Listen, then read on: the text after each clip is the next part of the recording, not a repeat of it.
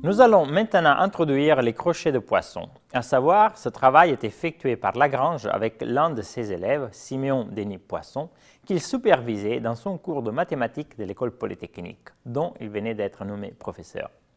Les crochets de Poisson étaient introduits pour symétriser les équations de Hamilton, qui sont intrinsèquement antisymétriques.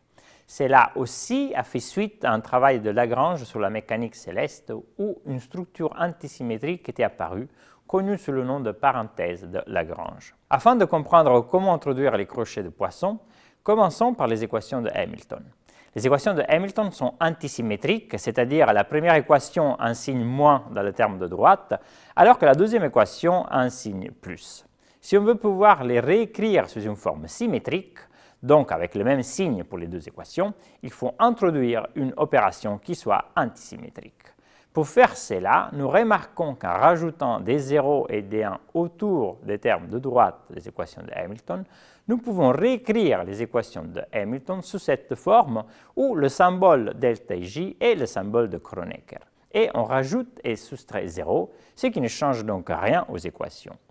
Nous savons aussi que les variables sont indépendantes, ce qui veut dire que nous pouvons écrire les relations suivantes. On peut donc tout d'abord remplacer les symboles de Kronecker dans les équations de Hamilton, qu'on réécrit donc ainsi. Ensuite, nous pouvons remplacer les zéros par ces expressions, car d rond pk sur d rond qi et d rond qk sur d rond pi vaut toujours 0. Et c'est là que Lagrange et son élève Siméon Denis Poisson pensaient de définir des crochets entre deux fonctions f et g, connu aujourd'hui sous le nom de crochet de Poisson. En utilisant la définition, il est facile de montrer que ces crochets sont antisymétriques. De plus, en utilisant l'indépendance des variables, on voit facilement que les crochets entre QI et QK et entre PI et PK vaut toujours 0, alors que les crochets entre QI et PK vaut delta IK. C'est-à-dire, les crochets de Poisson entre la coordonnée généralisée et l'impulsion généralisée vaut 1 s'il s'agit du même degré de liberté et vaut 0 autrement. Cette remarque sera importante pour formuler l'analogie entre physique classique et physique quantique. Et je vous prie donc de bien vouloir la mémoriser.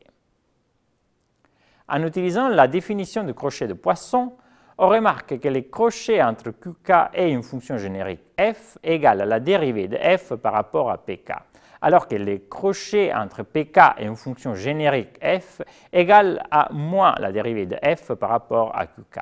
Cela nous permet de réécrire les équations de Hamilton sous une forme symétrique. Mais ici, il y a quelque chose de plus profond que juste la symétrisation des équations de Hamilton. Nous allons voir que ces crochets de Poisson nous permettent d'écrire ce qu'on appellera l'équation fondamentale de la dynamique. Regardons par exemple l'évolution temporelle d'une fonction générique des variables coordonnées et impulsion généralisée, ainsi que du temps. La dérivée de la fonction par rapport au temps sera juste donnée par ces trois termes. Si on remplace l'expression de q.k et de p.k en utilisant les équations de Hamilton, on obtient ici une expression dont le terme entre parenthèses est égal tout simplement au crochet de Poisson entre la fonction f et le hamiltonien. L'évolution temporelle de la fonction f est donc donnée de façon plus concise par cette équation. Cette équation contient tous les formalismes que nous avons énumérés en mécanique classique. C'est pourquoi nous l'appellerons l'équation fondamentale de la dynamique. Nous verrons que l'équation d'évolution temporelle de la mécanique quantique possède exactement la même structure. Étant donné qu'en mécanique classique, toute quantité peut être exprimée en fonction des coordonnées et impulsion généralisée, cette expression peut être utilisée pour calculer l'évolution dans le temps de n'importe quelle quantité. Il est remarquable ici que l'évolution dans le temps du système est déterminée par le hamiltonien. Dans le cadre de la physique quantique, nous verrons que cela restera vrai. Bien évidemment, si la fonction f ne dépend pas explicitement du temps, alors l'équation s'écrit tout simplement ainsi. Jusque-là, nous avons vu plusieurs formalismes et plusieurs approches pour décrire la dynamique d'un système.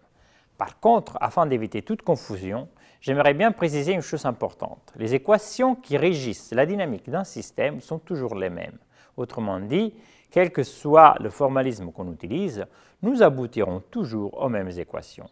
Par contre, les étapes permettant d'écrire les équations régissant l'évolution dynamique d'un système peuvent être plus ou moins aisées en utilisant l'une des approches présentées dans ce chapitre.